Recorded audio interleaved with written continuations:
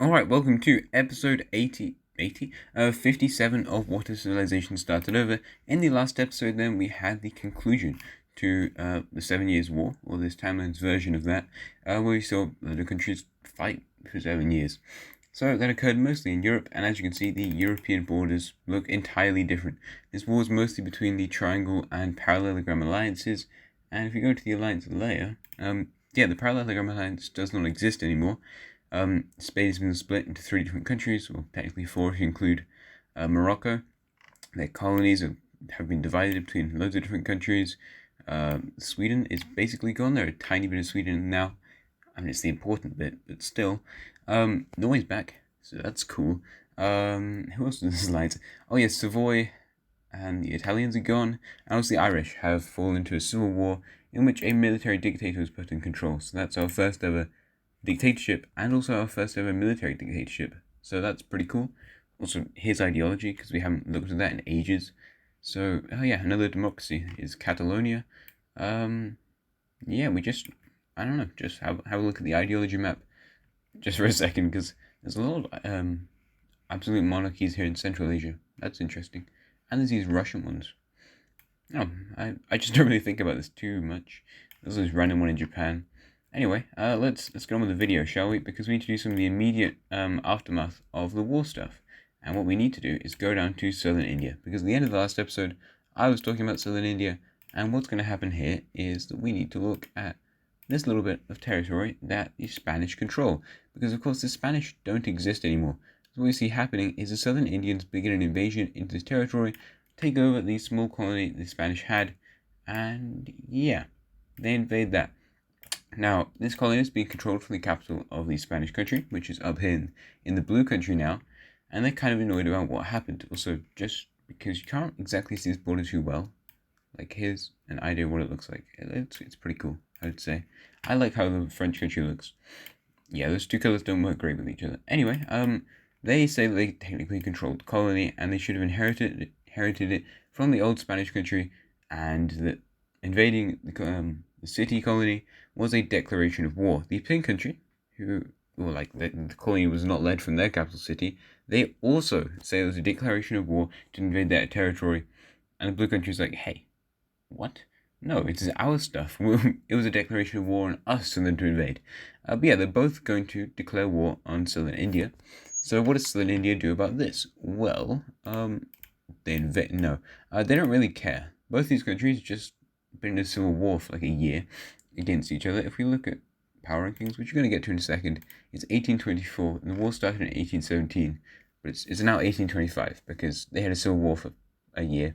But that's over. They had a treaty over here in Orleans. Wait, no. It was at the end of the war. I think there was a treaty that the entire treaty that got rid of changed the borders after 7 Years' War happened in Orleans. And probably the one that did their borders happened in the Spanish capital. So, yeah, that's pretty fun. But the French took stuff from the Spanish at the end of the 7 Years' War, and then they just let them continue on fighting each other. So, yeah, both these guys declare war on the southern Indians. The Catalonians do not, because they don't care enough, and there's no way that they would get that. And yes, southern India is not really going to do anything about this at the moment. However, a conference is going to be called here in Barcelona, which is the capital of the Catalonian country. It's a neutral site, about if anything should be done over the southern Indian country. So I guess we'll see if that happens in the future. But for now, let's go over here to Turkey. So power rankings, we could do that actually. Let's do that whilst we're here. Let's leave Turkey and head over to power rankings. So the number 1 country in the world is obviously still going to be southern India. However, number 2 is Turkey. Kind of makes sense. They were number 3 before, and the Spanish are gone. They also gained some territory in southern Italy, so that's nice. The English are now 3rd, so yeah, they gained part of southern Ireland, and they have a huge colony in America. The 4th position goes to Orange China. 5th is the Germans, who've moved up power rankings by a crazy amount. I don't know what my microphone's doing. Yeah, hopefully that's fine. And the audio, the Koreans are 6th. 7 goes to Poland, who's expanded up into the Baltics. 8th is Norway, just a really new country, but they absorbed a load of really rich Swedish stuff. 9 goes to Ukraine, and 10th is the French country, getting onto the top 10 for the first time ever since the old French country existed. Yeah, that's cool. And now let's go back over to Turkey. So Turkey is going to be invading the country of Jordan right over here. The Jordanian country has never done anything because, first of all, I don't like their borders. And second of all, they're just kind of out the way. So what Turkey's going to be doing is just having a really easy time invading.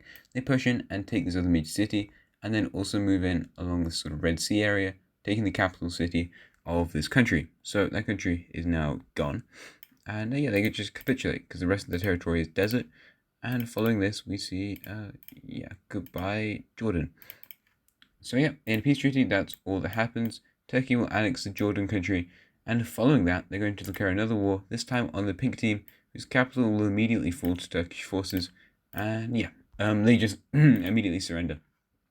Because even more so than the Jordan country, their country was just desert.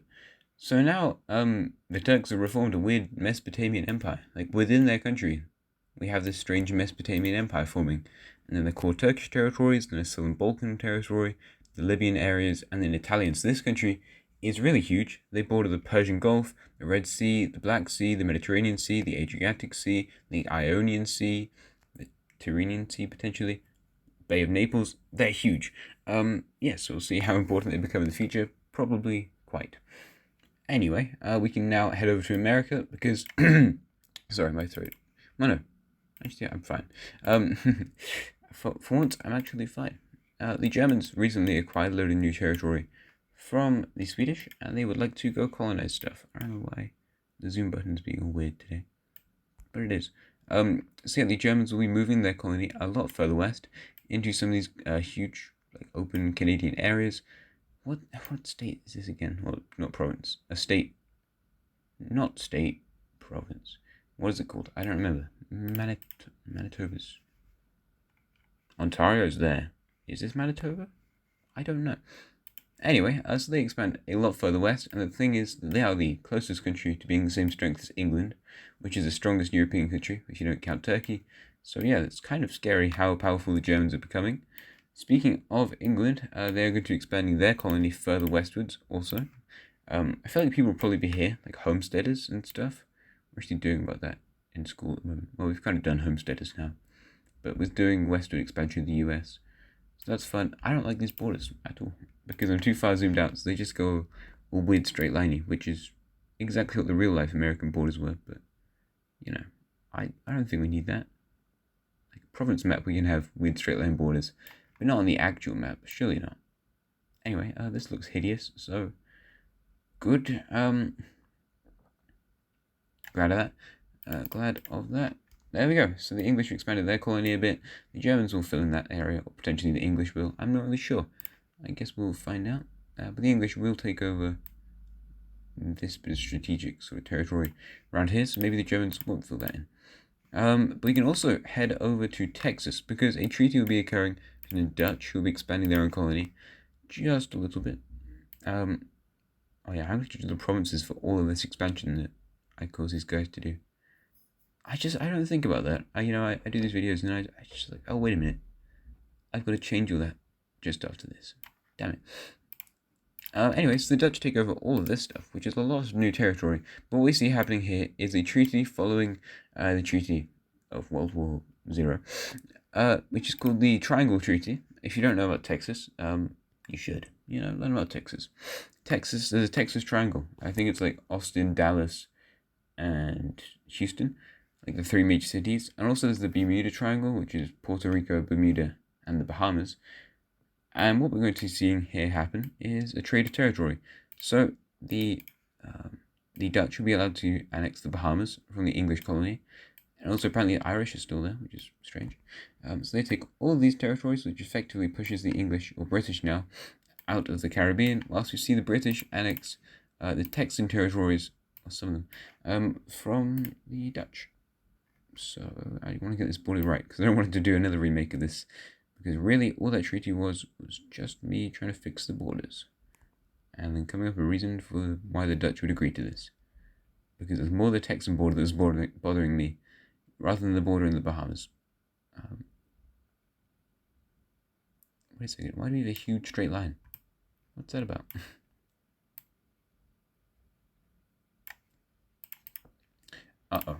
Oh no, they annexed the entire Dutch colony. The Dutch just sell all of it.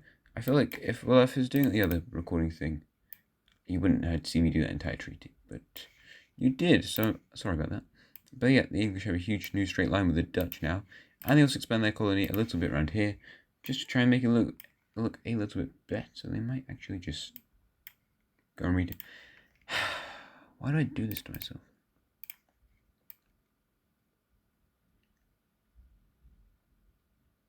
I don't like that, but I'll fix it later. Sorry, let's get on with the regularly scheduled video. As we see that happen over here in America, the Koreans don't really move their colony at all.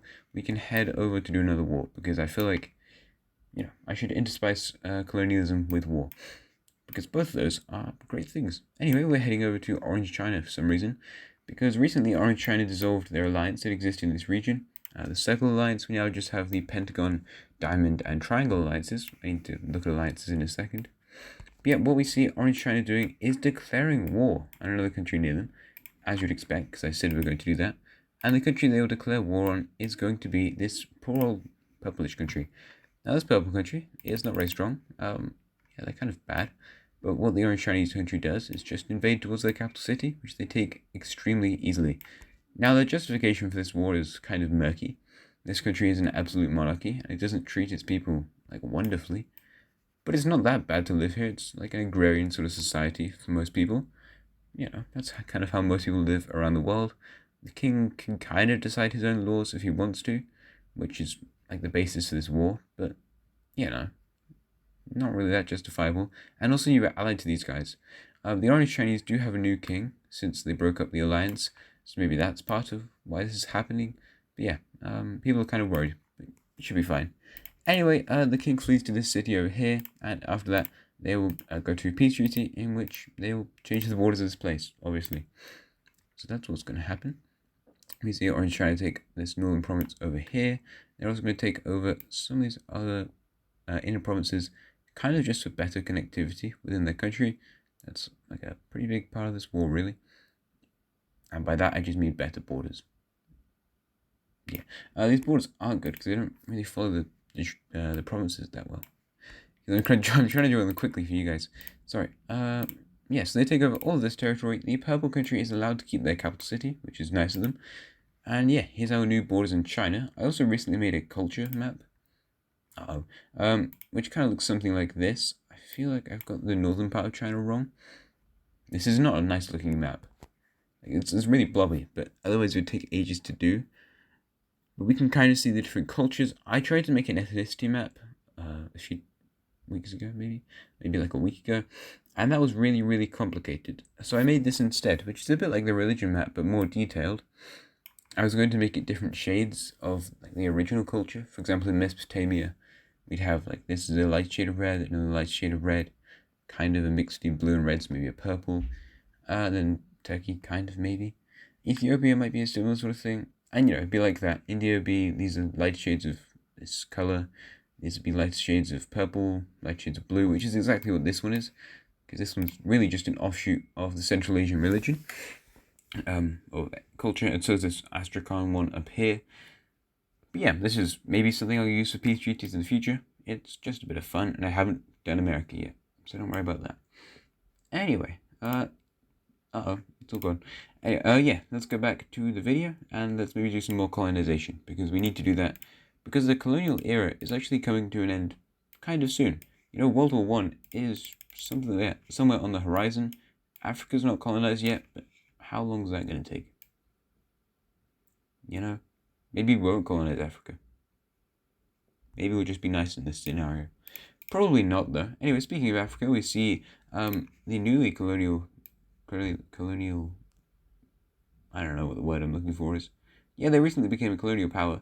It's the Blue Country from Carthage. They went to America now, and they're going to expanding their own colony. They've been bequeathed, kind of. The whatever I'm looking for.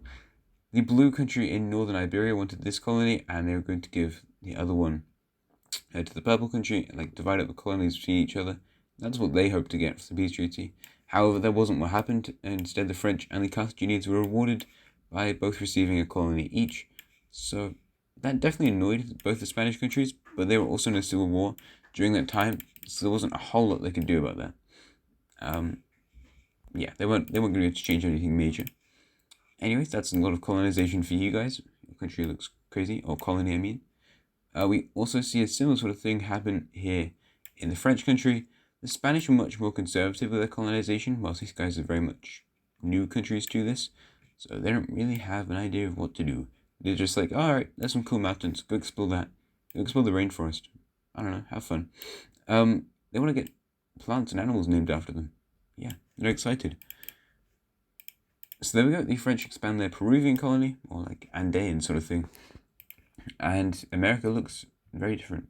The Norwegians also can't expand that much either, because they lost their expansion capabilities to Canada, other than going around and up to the northwestern colonies in Nunavut. So yeah, there's that. I think there's more wars I was going to do potentially. Well, maybe. I can do more colonization. That's kind of what I'm thinking. But also, I do need to go over to... Why is it doing... I'm being bullied by a mapping program. Yeah, I need to go up to here, because what we see happening is a group of people from all four of these countries. It's like almost a sort of religious movement, but not quite. They're going to go out and be like, I'm going to make my own country, guys. And yeah, that's what they do. They go around to this sort of lakey area over here, and they form up their own nation. So this country is not a huge one. It's not really all that special. It's just made of a group of different people. And yeah, it's quite a big country. It's annoying if you're Mongolian, like these guys, who maybe are Tuvan, not Mongolian, because it blocks them from expanding northwards. But either way, this country will form. It's a weird sort of rusty color. Rusty and rusty both sound very similar, and they're the same sort of thing, so that's interesting.